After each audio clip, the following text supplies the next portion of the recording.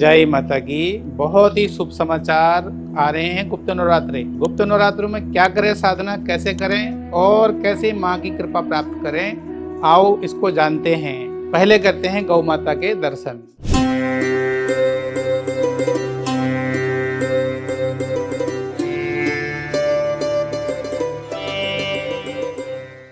उन्नीस जून 2023 से लेकर के 27 जून 2023 तक माता के विशेष साधना का समय आ रहा है।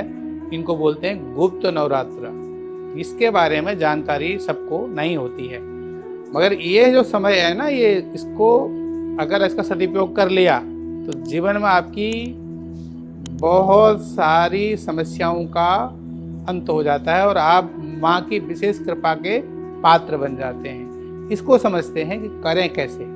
देखिए, नवरात्रे साल में 4 होते हैं, 2 होते हैं खुल के होते हैं, अच्छे से पूरी उत्सव के साथ मनाए जाते हैं, और 2 गुप्त नवरात्रे होते हैं। एक जो आषाढ़ में अब आ रहे हैं 19 तारीख से, और एक आते हैं ठंडियों के टाइम में, जिसमें बसंत पंचमी आती है। तो इन नवरात्रों में विशेष उपासना माँ भगवती की करें, महाकाली की कृपा प्राप्त करें, जिससे कि हम अपने जीवन में सफलता को प्राप्त कर सकें और इस जीवन में आने के उद्देश्य को हल कर सके। तो माँ की उपासना करनी है। इन 9 दिनों में आपको स्वच्छ रहना है, शुद्ध खान पान रखना है। 19 तारीख से नवरात्रि शुरू हो रही है, तो आपको 18 जून से ही अपना भोजन शुद्ध रखना चाहिए।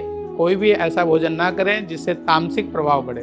तो तामसिक प्रभाव बढ़ाने वाले भोजन है लहसुन हो गया, प्याज हो गया, बैगन हो गया, मसूर की दाल हो गई, ये सब आप पहले से ही छोड़ दें। और 19 तारीख से कोशिश करें सात्विक भोजन ग्रहण करें और माँ की उपासना का विशेष ध्यान रखें। क्या करना है आपको, क्या कहता है हमारा सनातन धर्म कि हम कैसे उपासना करके शीघ्रता से माँ की कृपा प्राप्त करते हैं। और माँ की कृपा प्राप्त करना, ईश्वर की कृपा प्राप्त करना ही हमारा जीवन में आने का उद्देश्य भी है।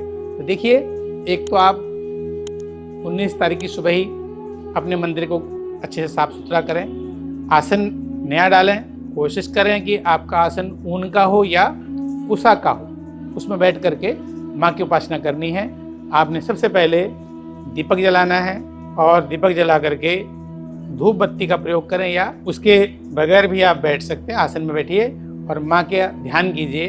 सबसे पहले मंत्र का उच्चारण करना है, गणेश जी को प्रसन्न करना है। सबसे पहले गणेश को बना करके ही आगे जाएंगे, तब काम बनेगा और सरलता मिलेगी। क्योंकि माँ की उपासना में गणेश जी की कृपा होना भी बहुत आवश्यक है।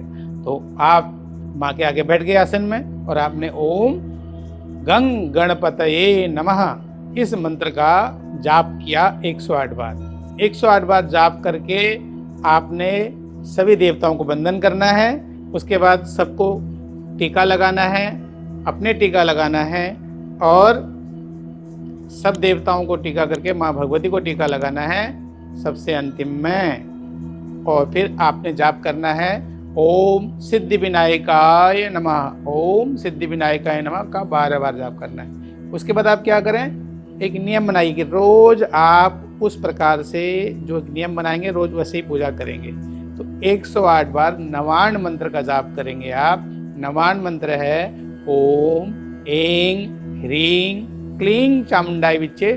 चमत्कारिक मंत्र है ये, चमत्कारिक मंत्र। इस मंत्र का उच्चारण आप करके भी कर सकते हैं और आंतरिक मन से भी कर सकते हैं कि ध्यान में बैठ के आंखें बंद करके हल्की सी और उसका उच्चारण करें। आप देखेंगे माँ की कृपा आपको प्राप्त होगी और आपको ऐसा महसूस होगा, आप ऐसा आभास कर सकेंगे।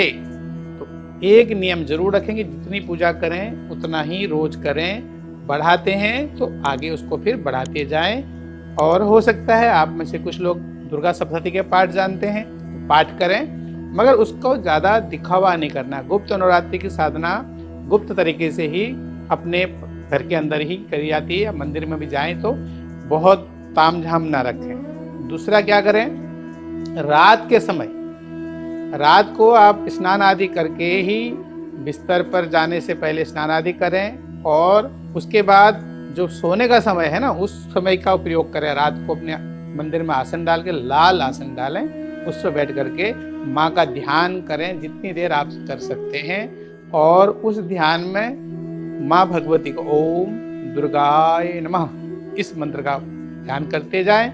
आधे घंटे 1 घंटे जितना ध्यान में आपको गुप्त साधना करनी है आपको। इस गुप्त साधना करने से आपको एकदम सफलता प्राप्त होगी और महाकाली की कृपा प्राप्त होगी। महाकाली माँ का स्वरूप कैसे महाकाली का स्वरूप बना, तो महाकाली का पूरा भगवती का स्वरूप का अर्थ क्या है, इसके बारे में हम अगले वीडियो में बात करेंगे, क्योंकि समय का अभाव होता है और इसी को हम चाहते हैं कि लोग पूरी तरह समझ के आगे बढ़ें। जय माता की।